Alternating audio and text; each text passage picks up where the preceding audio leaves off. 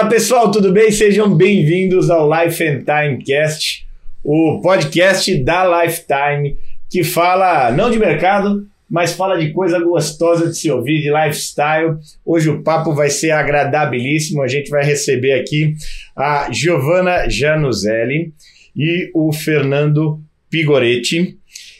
Ela que é diretora de marketing e ele que é gerente de treinamento e desenvolvimento do grupo Teresa Pérez, que hoje acho que é uma das empresas mais conceituadas de viagem, das mais conceituadas não, a mais conceituada de viagem do país, para esse público AAA, para esse público da Lifetime, para você, nosso cliente que está ouvindo aqui, com certeza. Mas antes de tudo, e eu já passo a palavra para a Mayra Carboni, minha parceira de bancada aqui, eu queria agradecer a Vanto, que hoje está patrocinando o nosso podcast aqui e trouxe de presente para vocês essa miniatura incrível aqui, que vocês quiserem negociar depois aqui, é um Phenom 100, né? A Vanto é a maior operadora hoje do país da aeronave Phenom 100, Phenom 300, essa aeronave aqui que está exposta ao Phenom 100 é um Embraer, é uma aeronave que tem mais ou menos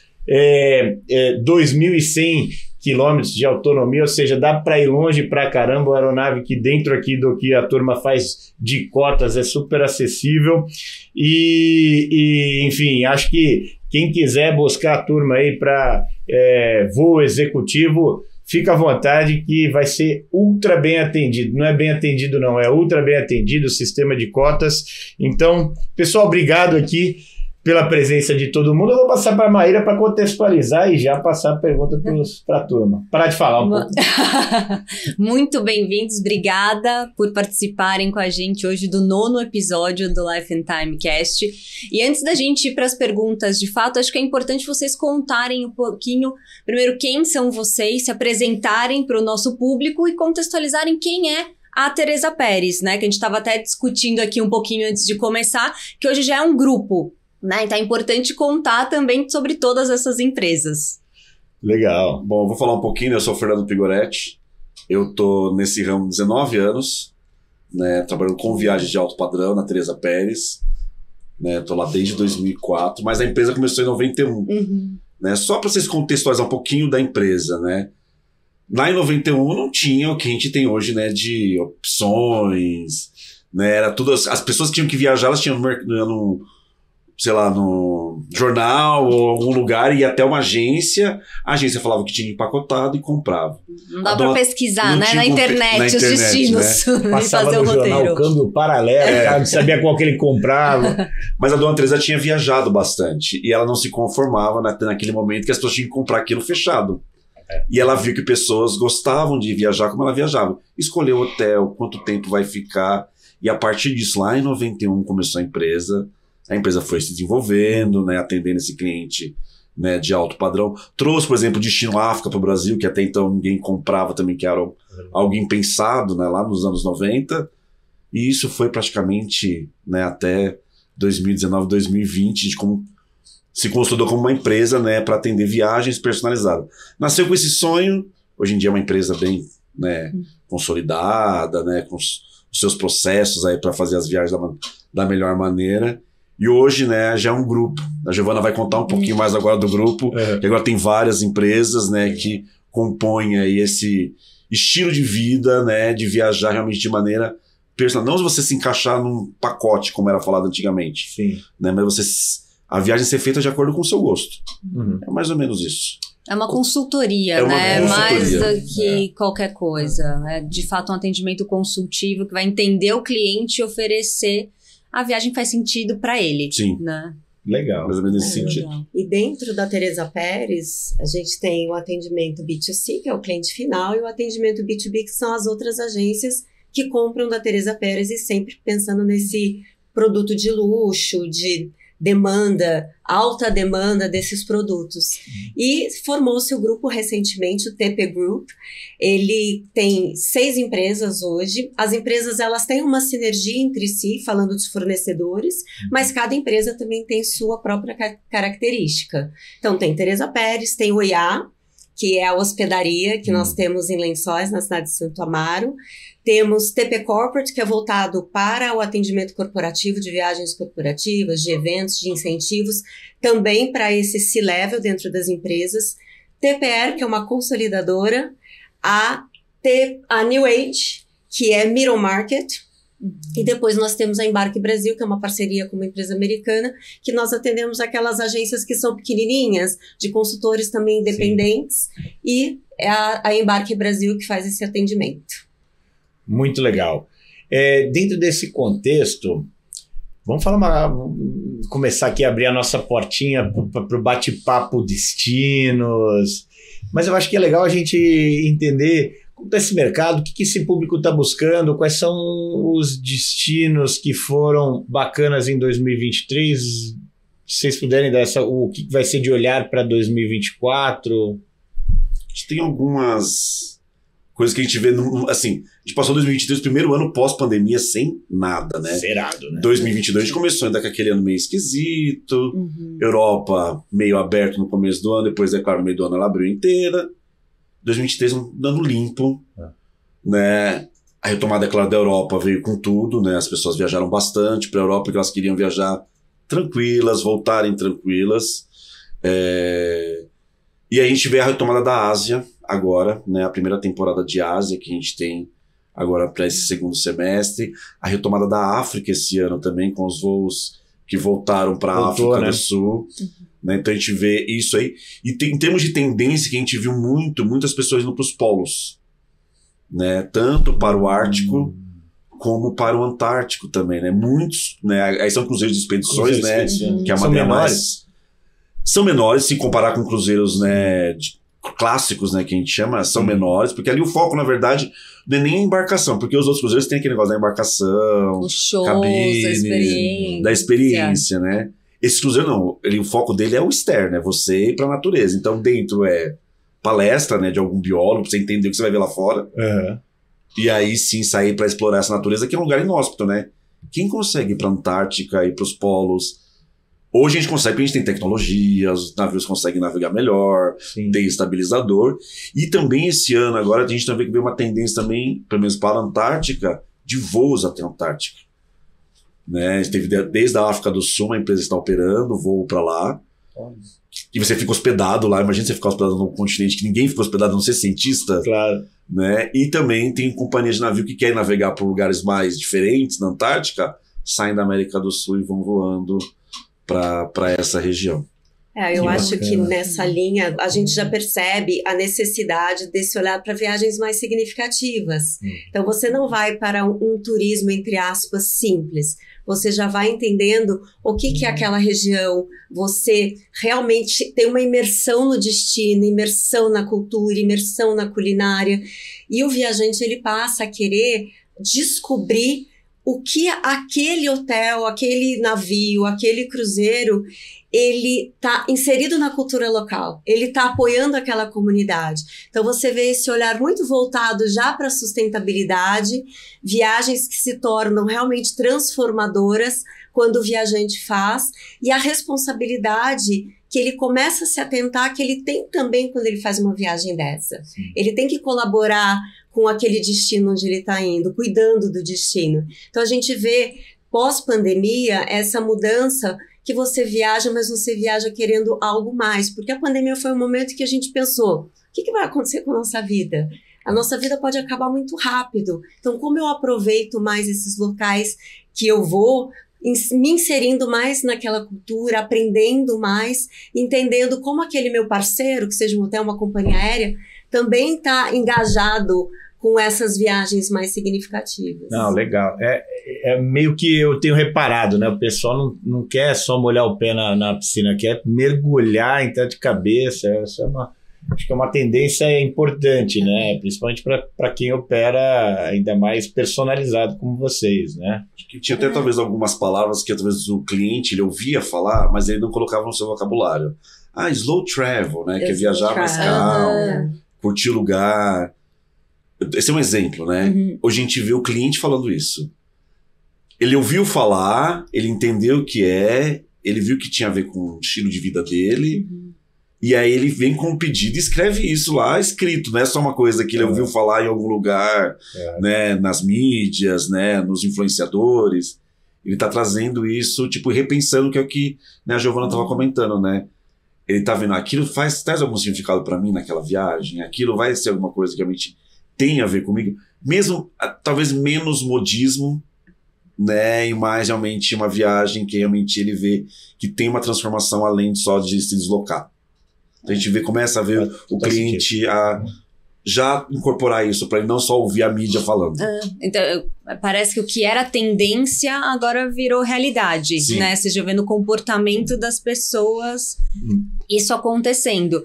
E até pensando em tendência, o que vocês enxergam de tendência de viagens para 2024? A gente falou agora de 2023. Para 2024, vocês acham que segue mais ou menos esses destinos, esse comportamento, essa busca pelas viagens significativas? Ou vocês enxergam algum outro movimento? Falando de comportamento, eu não tenho a menor dúvida que a gente segue nesse caminho de ter que explorar até os destinos que são mais conhecidos, como a gente mostra esse destino de forma diferente.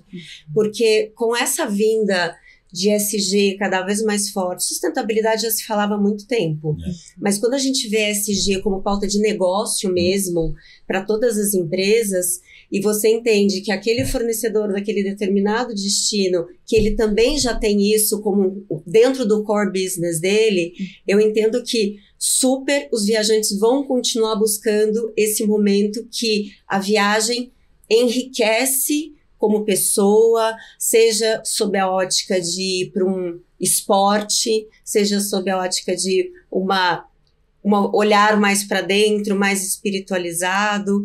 Então, vai ter essa busca sem dúvida nenhuma. E os destinos, acho que o Pico pode falar muito bem do que vem por aí. Algumas coisas que vão se encaixando, né? Com que a gente...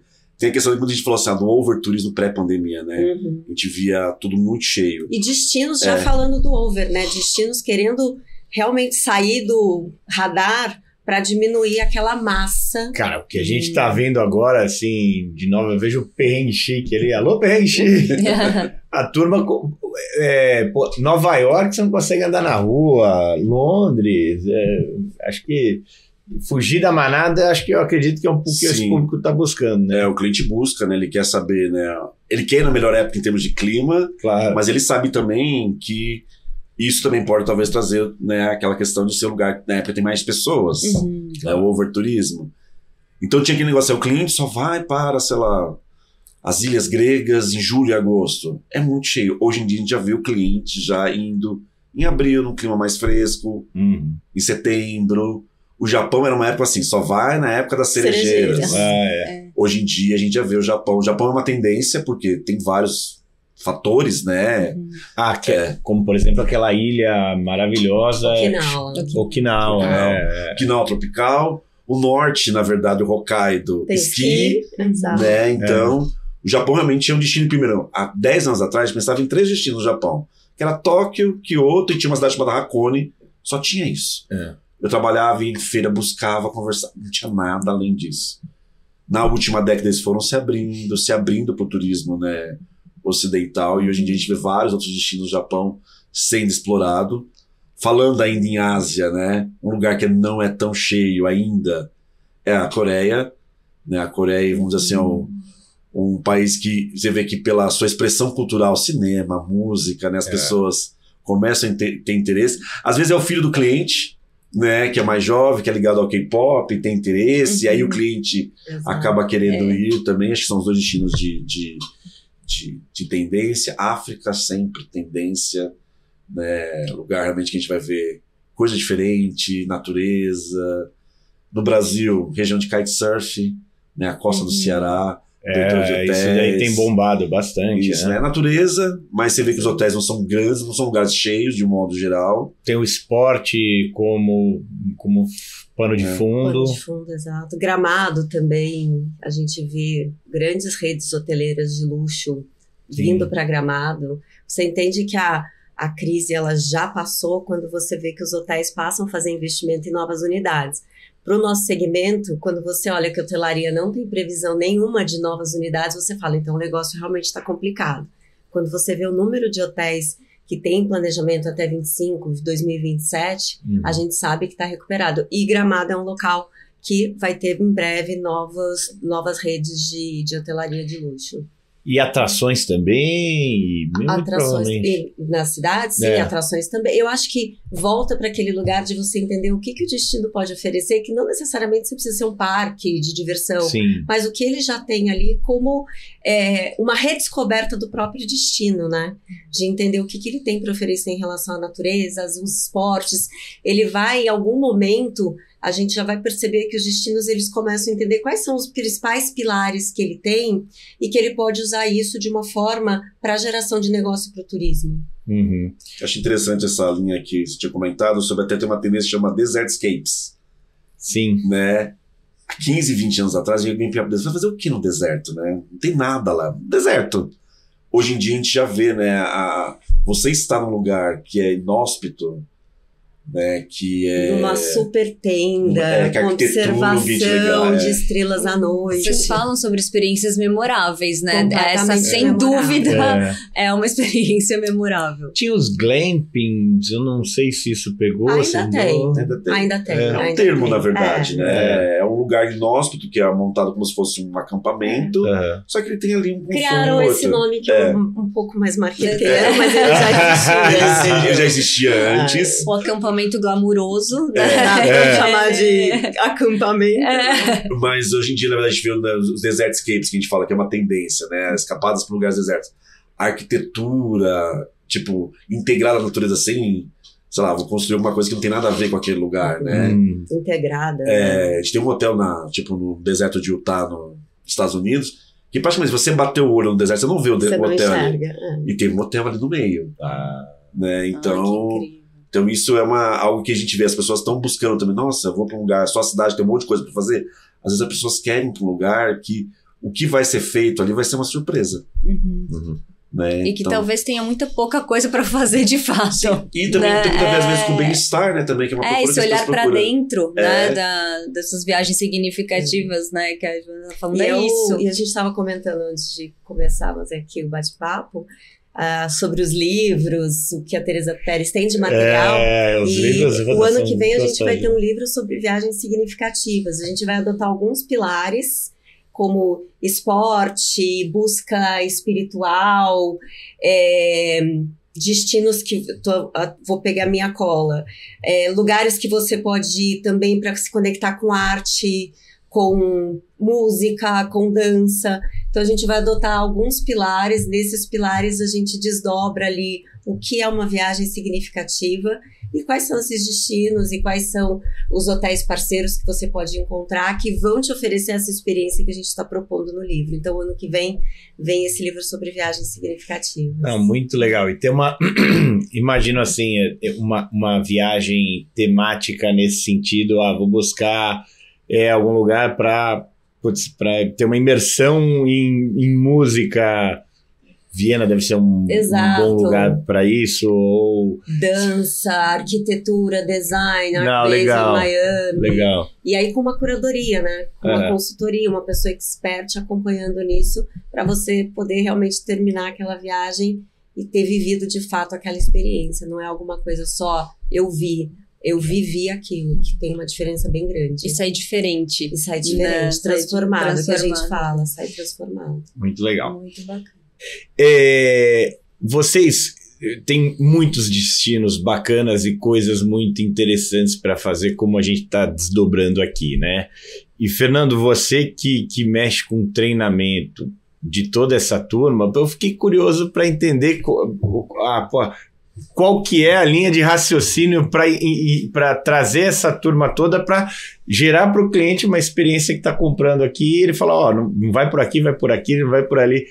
Esse desafio deve ser... É um desafio, realmente. Esse desafio é um desafio. Porque a gente não trabalha com um produto que é delimitado, né? Eu tenho uma linha de produção, que eu tenho tantos produtos e que aquilo daqui 6 meses, né, eu vou renovar alguma coisa, uma coleção. O mundo é dinâmico. Cara. Tudo acontece a toda hora, a todo instante. Então a gente tem várias maneiras de a gente compartilhar. A gente está na época da era do compartilhamento, né? Então a gente tem várias maneiras de compartilhar conhecimento. Claro, tem a parte de treinamento, né? A gente precisa treinar a equipe, isso é contínuo, todo dia. Tem também os consultores de viagem, eles viajam, eles viajam o ano inteiro, mas é claro, nem todo mundo pode estar a toda hora, todo instante, em qualquer lugar. Eu tenho uma amiga que eu olho e falo assim, essa aí ganha pra viajar, né, meu? Pô, tá dentro daquela trabalho. Que todo mundo tem. Fala, cara, é hotel aqui, hotel lá, e só coisa top. Eu falei, pô, mas você acorda de 6 horas da manhã e você volta pro hotel 11 da noite com um dia inteiro de atividades para quem tá vendendo, para ele poder, de alguma forma, poder viver aquilo, ter experiência. Falar com propriedade. Então, eu tô assim, brincando aqui, obviamente, mas tem muito valor. Mas é a impressão que todo mundo tem, né? Nossa, só viagem, mas a gente tem essas viagens, as viagens de inspeções, que a gente chama, né? Viagem de inspeção. A gente é convidado, ou às vezes a gente precisa conhecer algum lugar, então a gente monta uma viagem para... Deve ser essa, putz, eu preciso lá conhecer, cara. Como foi recente, eu tenho aqui pro Butão, uma colega nossa foi pro Butão. É difícil, claro que não, é óbvio que não é difícil, às vezes é porque é gostoso, né? Você vai num lugar novo e tal. São viagens intensas, geralmente ele vai fazer muito mais coisa do que o cliente normal iria fazer, né? O desafio é essa pessoa voltar e é entender que aquilo é um conhecimento da equipe. Então, quando o cliente vai ligar lá, é sempre um time, nós conhecemos. O cliente, o consultor é treinado, né, para atender o cliente, e ele tem que saber onde está aquele conhecimento, caso ele não tenha vivenciado aquilo. É claro que quanto mais ele viaja, ele começa a ter, na verdade... Ele vai tendo repertório, vai tendo repertório, ele vai entendendo que aquilo é similar àquilo do outro, então ele vai conseguindo, né, ali, né, prestar um bom trabalho, porque ele tem conhecimento, ele vivenciou algo similar ou parecido. E se alguém quiser alguma coisa muito específica, uma coisa que a gente tem certeza, sempre tem alguém na Teresa Pérez que conhece. Que legal. Ou eu tenho um parceiro que acabou de voltar, que é uma referência, que a gente vai conseguir falar com alguém e vai trazer para o cliente aquilo que é talvez uma informação que só talvez quem esteve em loco que vai saber. E o cliente pergunta 1000 coisas. Na verdade, o que a gente incentiva hoje em termos de arte? Claro, tem treinamentos, a gente, né, tem treinamentos aqueles clássicos que é quase sala de aula, que alguém vai e conta, né, a gente incentiva que a equipe compartilhe, a gente vai usar vários recursos internos, treinamento de atendimento também, para como conseguir, né, absorver isso e passar isso para o cliente, mas essa vivência e saber que a equipe, alguém da equipe sabe, né, alguém na empresa sabe, isso na verdade é o que dá o respaldo, traz segurança, né? A gente sabe, dentro da empresa tem esse conhecimento. Então o cliente pode ficar tranquilo, né? Com quem ele está atendendo, a pessoa tem acesso àquele conhecimento, e se quiser fazer uma conexão direta com o cliente, que ele quiser ver coisas muito em detalhes, a gente consegue fazer. Muito Mas é difícil, não é fácil. Imagina.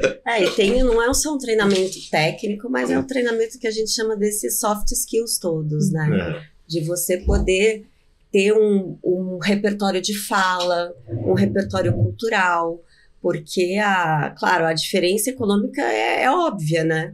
Mas a gente pode aproximar o sociocultural por meio desses treinamentos, por meio dessas vivências em loco, como o Pico falou, não é para todo mundo, mas essa pessoa que vai, ela é uma multiplicadora dentro da empresa. E você poder contar algo que você viveu com aquele entusiasmo de realmente ter interiorizado aquela experiência é muito bacana. E aí isso traz o repertório de conversa, que nada mais é que o atendimento e relacionamento, né? Você saber se relacionar com aquele cliente e ter uma escuta muito mais ativa para você escutar o que ele está querendo e depois você poder complementar. E não aquela escuta que você fala, não, eu já estou fechado nisso, eu vou oferecer isso, isso e isso. Eu acho que no luxo a gente tem uma percepção diferente de deixa eu escutar o máximo que eu puder para saber que é o meu cliente, para eu poder fazer uma entrega para ele completamente exclusiva e personalizada com base na pessoa que ele é e no tipo de viagem que ele está fazendo, seja ele individualmente, com a esposa, com a família, que são viagens com características bem diferentes. Meu cunhado e minha cunhada viajaram com vocês para o Egito no começo desse ano e voltaram encantadíssimos, né? Até se me permitir, mas não sei se você queira fazer aqui, eu tô já... Não, vai lá. Então conta como é que é essa experiência de cabo a rabo. Cabo a rabo, acho que não tem uma terminologia chula, desculpa. Mas de começo ao fim, como é que é essa experiência do cliente? Então vamos lá, teu processo de escolher destino, etc. Como que até ele voltar para casa aqui? Acho que a primeira parte, né, como a Giovana estava falando, é conhecer o cliente. Esse é o nosso principal desafio, né? Porque tem clientes que são falantes e vão me entregar muitas informações. Tem cliente que não entende ainda que produto que a gente vende. Né? Às vezes ele quer se encaixar dentro de alguma coisa que está pronto, que ele estava assim acostumado a comprar. Às vezes eu brinco, né? Você quer ver naquele fast food que você compra aquilo pronto e você se encaixa naquilo. E tem dia que você quer ir na hamburgueria, que você vai escolher o pão. Então a primeira coisa, eu tenho que ouvir o cliente e também muitas vezes explicar para o cliente o que eu estou vendendo. Eu vendo consultoria. E para prestar consultoria eu preciso que você me passe informações. É a primeira parte. Né? Fazer esse... como chama? Entender realmente quem é o cliente. Sim. A partir do que eu vou entender o cliente, aí sim a gente vai pensar numa solução, que a gente tem expertise nisso, sim, numa solução de viagem para ele, adequada para ele. Legal. Tem cliente que fala assim, sei lá, quanto você recomenda de praia? Eu falo assim, qual que é a sua relação com a praia? Né? Você gosta muito de praia? Você quer só estar na praia por algum momento?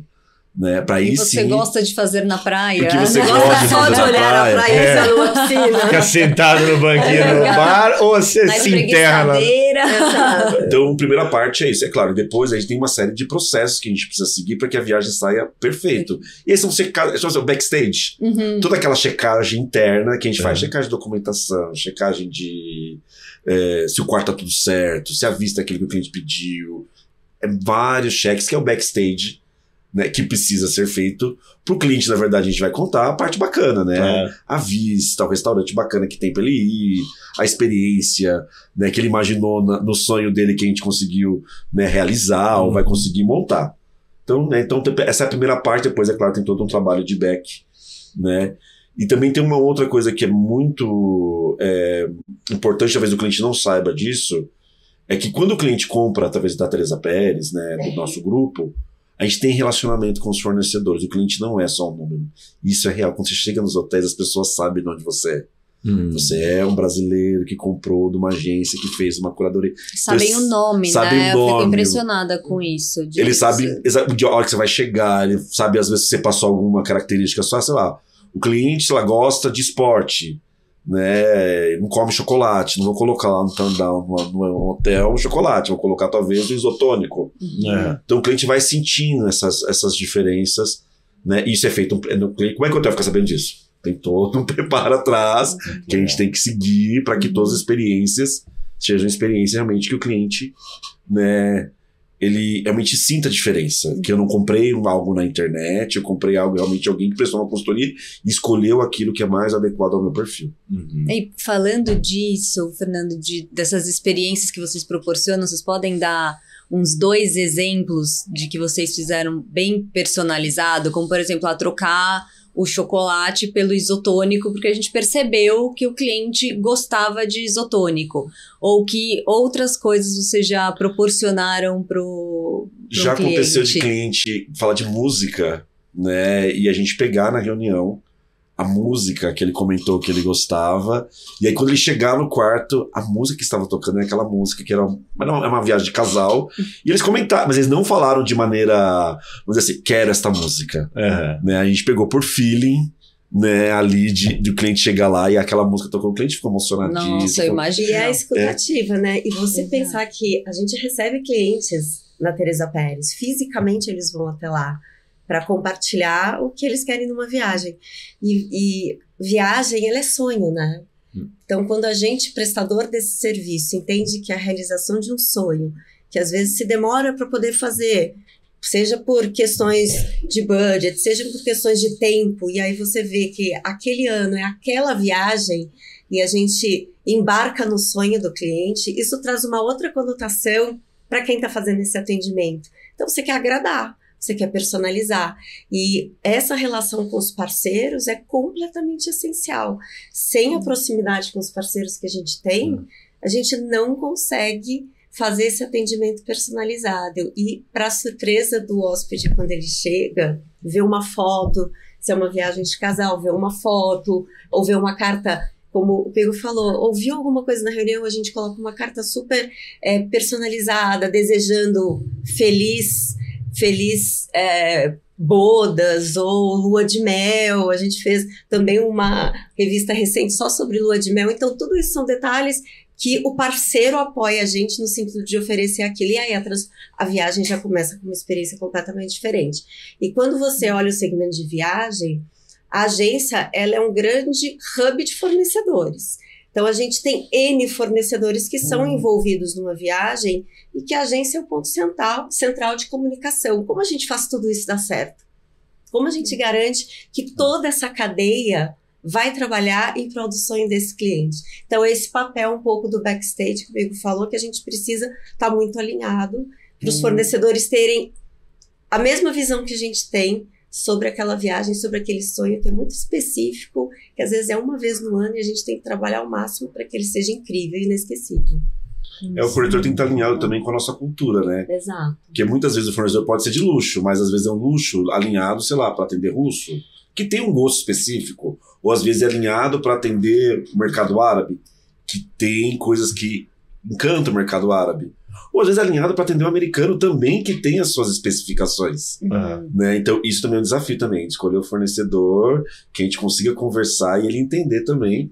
O brasileiro, gente, tá na América do Sul, a gente tem a nossa cultura própria, até nosso idioma aqui não é igual aos nossos vizinhos aqui, né? A gente tem uma cultura muito particular, né? Do que gosta, do que não gosta. De ser cuidado, de ser mimado. O brasileiro é tão mimado que a gente, no estacionamento que você pode, tem uma tia que mora em Lyon que fala isso, ela acha um absurdo, mas eu acho engraçado, claro, né? O brasileiro é a única pessoa que você vai de carro, você vai passar na cancela, que você só bota o seu ticket, lá tem um segurança para pegar o seu ticket e botar na cancela. Sim, tem isso. É isso, né? Mas é cultural, né? Não tem o que fazer, né? A gente tem que adaptar e escolher os fornecedores da melhor maneira. Mas sim, a gente tem que falar dessa parte cultural do brasileiro que gosta de ser mimado. Ele gosta disso, né? Ele gosta das relações humanas, do calor humano. O hotel pode ter o quarto mais lindo que for. Se não tiver um atendimento né, humanizado, ele não vai lembrar daquele quarto. Porque a casa dele também já é uma casa boa de um modo geral. Sim, Então tem essas, mas coisas memoráveis tem várias, tá? Tem muitas. Eu lembro uma vez de uma viagem com um fornecedor bem alinhado. E são coisas que a gente não sabia que poderia acontecer, né? A gente foi para a China até então é um lugar, tem as suas restrições políticas, tem o que pode, o que não pode, tem o que pode filmar, o que não pode filmar, tem aquelas, a gente sabe que tem algumas restrições ali. Do's and don'ts. E aí, mas o fornecedor lá sabe, né? Ele sabe até onde ele pode ir. Foram fazer uma visita na Grande Muralha. Era um grupo pequeno de amigas, estavam visitando a muralha e tal. De repente, em uma das torres, eles prepararam um catering, levaram lá e montaram tipo um almoço em cima de uma das torres na Grande Muralha. Nossa. Mas eu preciso ter um fornecedor que saiba fazer isso, que consiga fazer isso, e o cliente nem perceba que tem alguma coisa acontecendo ali. O catering estava tudo atrás, eles nem viram que tinha alguém, porque estava num lugar da muralha que não tinha ninguém. Uau. É incrível. É incrível. Aí surpreende. Sem dúvida, sem dúvida. Né? Então é importante a gente ter bons parceiros também, que é o nosso olhar lá fora.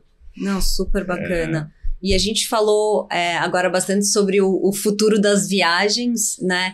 E da Teresa Pérez. O que a gente pode esperar da Teresa Pérez para 2024, que é pioneira desde 1991 no seu segmento? O que a gente pode esperar de pioneirismo para o próximo ano? Acho que talvez essa questão, né, das viagens significativas é uma novidade que a gente fica pensando. Uma maneira de olhar a viagem, né? Teresa Pérez sempre trouxe, desde lá de 91, pioneirismo. Estar à frente do mercado, pensar à frente aquilo que o mercado... É quase que criar necessidade. Às vezes, a gente nem sabe, às vezes, que a gente tem aquela necessidade, Lançar tendência. Lançar tendência, né? Então, a gente vai trabalhar bastante, né, 2024, essas viagens realmente significativas. E muitas vezes pode ser que tenha cliente ainda que está naquela viagem tradicional e está tudo bem. Né? Ele não parou para pensar.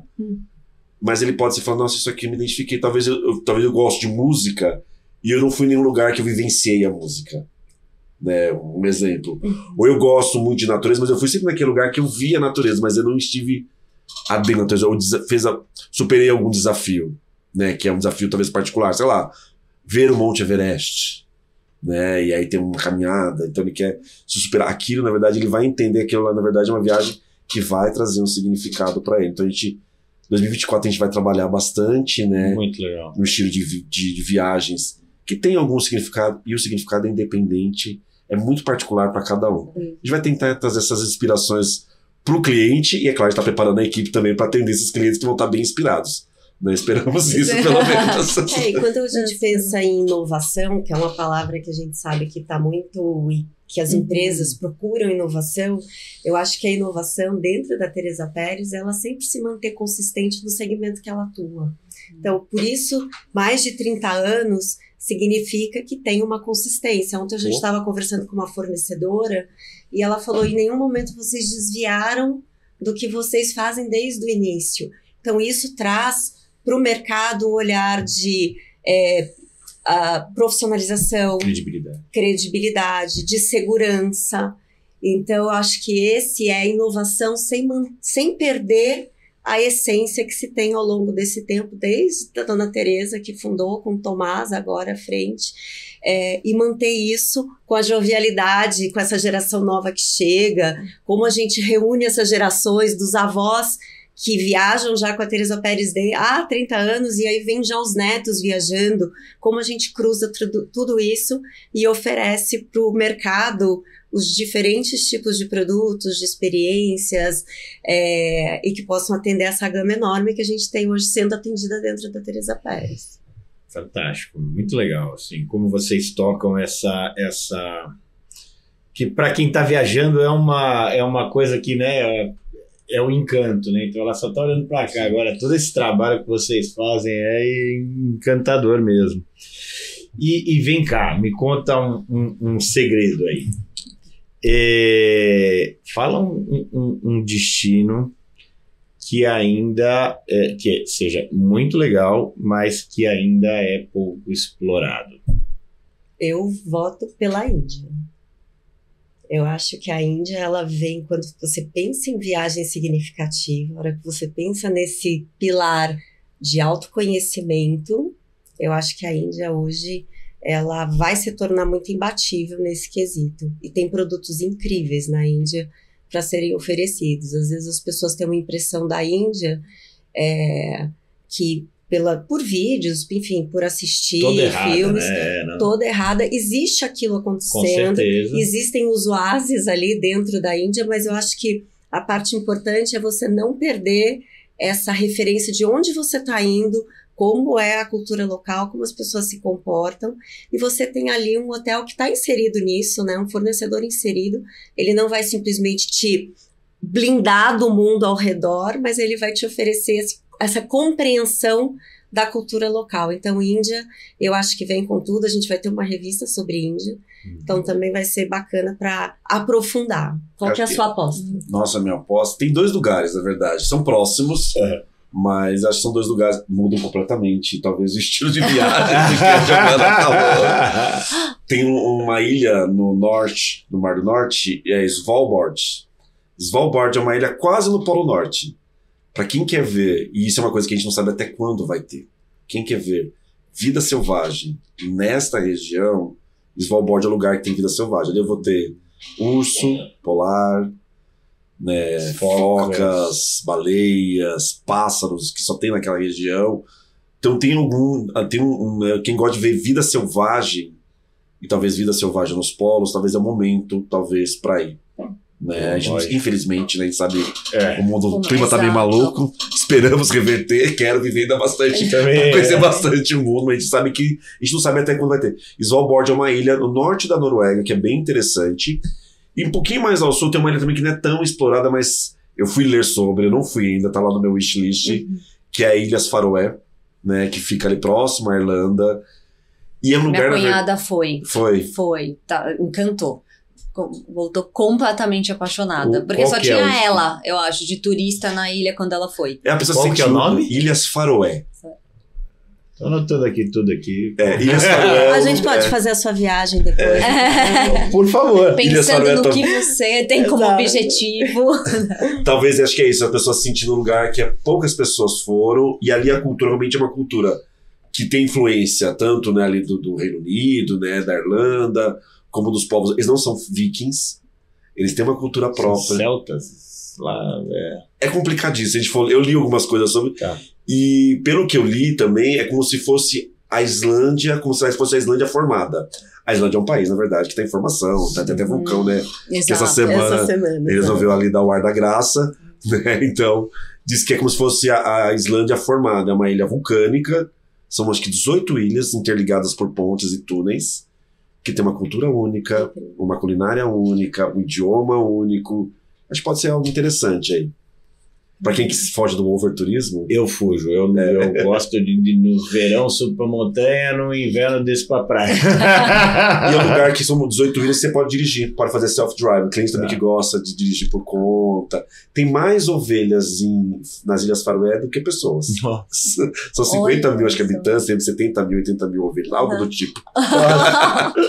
Que legal. Incrível. É uma cultura diferente da Índia, mas é um lugar também de cultura também, assim, Muito rico muito rico, culturalmente, né? Quase intocável. Sim. A Índia, que eu falo, que a Giovana falou, eu fui pra Índia uma vez, eu me senti como se eu estivesse visitando um outro planeta. É outro Uhum. ponto. Porque é tudo muito único, né? O idioma é único, as vestimentas são únicas, costumes, a arquitetura é diferente, a culinária é única. E eu acho que no Brasil a gente pode pensar em lençóis, né? Acho que é uma aposta também do grupo com o Oiá e uma hospedagem super exclusiva, aquele luxo que não é ostentação, ele é um luxo mais Não cool. cafona, né? Exato. Eu sei. A decoração, o projeto todo é da Marina Linhares. Então a gente sabe que ali o período de lençóis ele é muito específico, né? Ele mais ou menos de junho até, se eu não me engano, novembro. E esse período é onde você vê as lagoas mais cheias. A Oiá está localizado num lugar que ainda está inóspito e tem todo um trabalho voltado para a comunidade local, de trazer empregos para a comunidade, trazer carteira assinada, que a gente descobriu que as pessoas não têm. Então, acho que, pensando em Brasil, eu iria pensar em lençóis e num lençóis ainda desconhecidos. Sabe aquela experiência que eu comentei contigo sobre as muralhas? Sei. A OIA faz isso lá nos lençóis. Nas dunas. Tudo que o cliente faz na OIA é uma hospedaria, né? É um lugar mais experiência do que... Assim, a casa é super charmosa, mas ela é rústica porque o lugar também é rústico. Né? Combinaria eu construir uma nave espacial no meio dos lençóis maranhenses. Não, você tem que seguir a linha. Né? Mas acho que o grande toque ali da OIA é a experiência da surpresa. Quando você chega no Mês Lençóis, o que vai acontecer lá? Aí você tem que comprar o OIA pra saber. Mas é a experiência. Olha. De você não sabe o que você vai fazer no outro dia. É de acordo com como se fosse o vento te levanta. Legal. Olha, maravilhoso. Tem um Então hotel, já na fica a verdade, dica. que tem um parceiro, que é um parceiro que cuida do projeto OIA também, que é no Marrocos. Eu tive nesse hotel, e o hotel realmente era hotel só de surpresa. E tipo assim, eu não sabia o que ia acontecer. Eu entrava pra um lugar, daí tinha montado uma coisa diferente, ia fazer um passeio, chegava lá, tinha um piquenique no final que eu não imaginava que teria. É mais ou menos nesse sentido. Maravilhoso. Fica o mistério e o convite, então, para todo mundo conhecer esse destino. Infelizmente, a gente já tá caminhando para o final. Falei que passava rápido, que quando a gente via já estávamos encerrando. Antes da gente ir para o último bloco, que a gente sempre faz com os nossos convidados, que são 2 perguntas rápidas. Eu queria agradecer mais uma vez a Avanto por ter patrocinado aqui o nosso podcast, pelo presente incrível que eles mandaram para os nossos convidados, e dizer que a gente tá com um e-book, né, da Lifetime junto com a Tereza Pérez. Para quem tá assistindo pelo YouTube, na descrição vai ter o link para poder fazer o download do e-book. Então convido todos vocês a baixarem e conhecerem alguns destinos que estão previstos para 2024 e aí já ligarem para Tereza Pérez e começarem a organizar a próxima viagem. E agora as nossas últimas 2 perguntas, você quer fazer? Legal, a gente essas é muito legal. Primeiro, né, a gente queria ouvir de vocês algum perrengue que vocês já passaram nesse mundo de viagem de luxo. Depois eu sigo a próxima pergunta. Bom, eu vou contar mas é um perrengue, eu vou contar as palavras, depois eu vou contar o final do perrengue, tá? Tá bom. Voo cancelado, troca de aeroporto na minha conexão, porque foi cancelado, tive que mudar de aeroporto, neve, mala atrasada. Cheguei à noite no lugar que eu precisava chegar. Era um condomínio numa estação de esqui no Colorado. Até então, isso faz aqui mais de 15 anos atrás. As conexões de celular não eram maravilhosas naquela época. Não tinha, o celular não pegava direito. Eu cheguei no lugar para ter chegado umas meio-dia. Eu cheguei nesse local mais ou menos meia-noite. E eu ia ficar numa casa determinada. Eu ia com uma amiga. A amiga minha já tinha embarcado uma outra companhia, porque ela ia fazer uma outra rota depois. E eu tava indo nessa companhia que cancelou o voo. Cheguei nessa casa meia-noite. O trânsito me deixou lá. A sua casa é aqui. Eu falei, tá ótimo, maravilhoso. Tava acesa a casa. Vou só abrir a porta. Minha amiga deve estar lá dentro. A porta não abria. Não, e o transfer tinha saído? Meia-noite. Eu tava sem mala, tava só com a mala de mão. E eu não tava com roupa de neve. Que vontade de chorar. É mais ou menos isso. Falei, e agora? O que eu faço? Né? Aquela neve. Tava nevando aquela noite ainda. Tava uma neve relativamente alta. Eu vi uma luz, mas um pouco mais longe, assim. Falei, que eu vou até essa luz, ver se eu consigo, né? Eu vou morrer de frio. Eu vou até a luz. Fui caminhando até a luz. Cheguei nessa luz, era a administração do condomínio. Fechada, meia-noite. E aí, eu fiquei olhando, o que eu faço agora? O celular não pegava. E aí tinha uma plaquinha. Em caso de emergência, ligue para o xerife. O que eu fiz? Liguei para o xerife. Pô, era uma emergência. Nessa hora era a única opção também, né? Enfim, depois o xerife acordou, tal, me socorreu. Aí ele, sabe, era um lugar minúsculo, era um vilarejo. E ele sabia que casa que eu estava. Aí ele falou, não, a sua casa não é essa. Mudou a casa, a gente mandou mensagem pra você. Eu não tava comunicado durante o dia. E acabou que eu cheguei na casa. Aconteceram outras coisas depois. O começo da viagem era pra ficar mais curto. Depois foi ótima. Pra mim, a gente teve um grupo para ter uma experiência diferenciada no Rio de Janeiro. Então, é o que eu te falei, às vezes o destino a gente já sabe que é um destino natural para turismo, mas os olhares diferenciados. E a experiência era fazer yoga no Cristo Redentor, aos pés do Cristo Redentor, no amanhecer. Quando a gente acordou 3h30 da manhã, o mundo caía. Caía. E geralmente esses perrengues, eles têm muito a ver com o clima. O mundo caía, o pessoal começou a agir, mas vai acontecer essa experiência? Eu falei, vai acontecer essa experiência. E lá dentro, a gente já pensando nos planos B, C e D. Como é que eu vou fazer parar de chover? Yoga aquática não era uma opção. E nós fomos para o Cristo e estávamos numa van. E essa van, como é muito íngreme a subida e estava chovendo demais, a van não conseguia subir. E ela patinava. Todo mundo teve que descer. Imagina Rio de Janeiro frio, com chuva, o pessoal com roupa de verão, né? Descendo, sem capa de chuva. Aí cada um tentou se cobrir a cabeça e a gente teve que subir a pé para a van poder subir e até ela ganhar tração para a gente voltar para o carro. Chegou lá em cima, o nosso receptivo, ele falou, bom, não vai dar. Vamos fazer yoga aqui num espaço fechado, então um lugar que foi improvisado, ficou super bacana, tem um espaço de eventos aos pés do Cristo, super bonito, mas as pessoas queriam subir no Cristo de uma forma completamente exclusiva, sem ter turista. Aí a gente conseguiu capa de chuva, colocou capa de chuva em todo mundo. Só que era uma ventania, gente, mas uma ventania. E aí os vídeos eram assim, alô, perrengue chique. Mas assim, no final, o pessoal entendeu, clima a gente não controla. Exatamente. E subimos, todo mundo ensopado, apesar da capa, fazendo aqueles vídeos com o cabelo completamente esvoaçado, mas foi divertido, no final foi divertido. Foi história, ficam né? as histórias. Ficam as histórias. E a segunda pergunta é o que gera valor para a vida de vocês? Para mim, acho que é... Pode falar, Giovana, depois eu falo. É tempo de qualidade, né? Eu acho que hoje o tempo é o que a gente tem mais de escasso, seja por conta de trabalho, mas seja por conta de celular, né? A gente despende muito tempo na frente de uma tela. E você, para mim, eu poder me desconectar, zerar, recarregar... E viagem, eu acho que é a melhor forma de fazer isso. E você ser transformado na viagem, voltar transformado. E eu penso muito no impacto que eu posso gerar numa viagem quando eu vou para determinado lugar. Então, acho que para mim isso gera valor demais. Que legal. Muito bacana. Eu vim pensando sobre isso, né? Que a gente fica, às vezes... Tem perguntas que a gente não para pensar, né? É verdade. Às vezes eu pergunto pro cliente assim... O que seria importante na viagem para você? Às vezes eu falo assim, nem ele sabe o que é importante, que ele não para pra pensar nisso.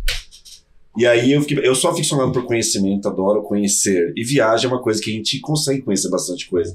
Eu acho que a viagem expande nossos horizontes, né? Ela... Sempre você volta, voltei diferente. Você volta diferente, você conheceu algo novo, você viu... Principalmente quando você viaja, às vezes, para lugares que a cultura é diferente, né? Nossa, a gente acaba expandindo nossos horizontes, a gente vê o mundo por uma nova percepção. Então, o conhecimento... Ainda bem que eu trabalho com viagem, né? Isso que é bom. Alinhado com a viagem, que é óbvio que é uma paixão, né? Eu acho que isso traz valor para mim, para expandir meu horizonte, ver um mundo diferente, né? Repensar, às vezes, coisas, né? Quando a gente volta de viagem. Enfim, sempre traz sempre tem uma coisinha diferente aí que a gente repensa, ou aprende novo e às vezes incorpora na vida, ou só lembra aquilo como uma memória afetiva. Que bom que eu vivi aquilo. Fantástico. Muito obrigada, Giovana, Fernando, por terem participado do nosso podcast. Mais uma vez eu convido todo mundo a baixar o e-book para quem está assistindo pelo YouTube, tá fantástico. E a gente se vê no próximo episódio. É isso aí. Quem gostou também, não esquece de se inscrever no canal, compartilhar, curtir, dá essa forcinha aí para não perder os próximos episódios. Gente, obrigado. Obrigado a Muito vocês. obrigada. E até a próxima.